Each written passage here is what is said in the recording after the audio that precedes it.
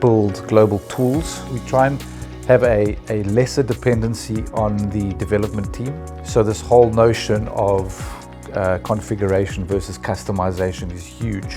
And as we've evolved, as we've built out the product, that ratio has kind of tilted towards config, which means that our product experts can build countries and we don't have to wait and go through the dev cycle with every country that we build, which is huge.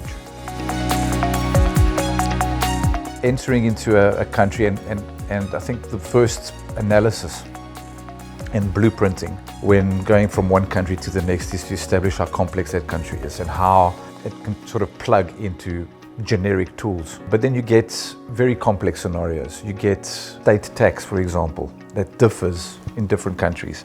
So you get very complex benefit structures. You get complex statutory calculations. You get components and earnings and allowance structures, bargaining councils. All these things add to the complexity of building a country, and it influences wave 1, 2, and 3 when you roll out a country. So the secret sauce in how the approach we've taken is to look at a tool set that would allow us to scale any requirements around a specific aspect. Like, for example, state tax. One tool set that could adapt and you could flexibly build out any requirement in any country, as opposed to always following a dev cycle. So going to development and saying, this is how Canada's state tax works. This is how the US works. So that's what it means to build global tools.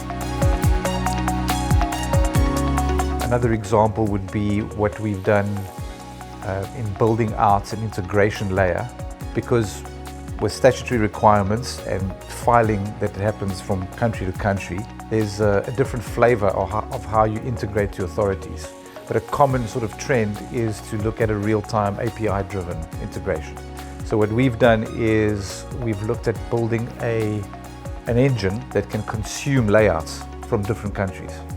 And once that happens, the actual mapping exercise between our product and the fields that we've got and the fields we need to cater for and what the authorities require all happens without development. And that is a huge game changer in the market in terms of the length of time to build something very complex that involves integration to a statutory authority.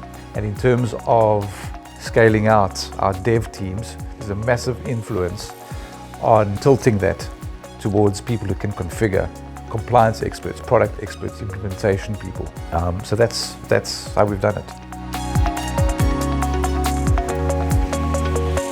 Part of what we've built and scaling from country to country, I think a very important aspect of that in the localization effort is that we've created a multi-language platform and a multi-currency platform, and we've even expanded to very advanced expatriate functionality that actually adapts multiple currencies in one specific country and grossing up home to host, net salary, tax equalization. So those are other differentiators that we've adopted.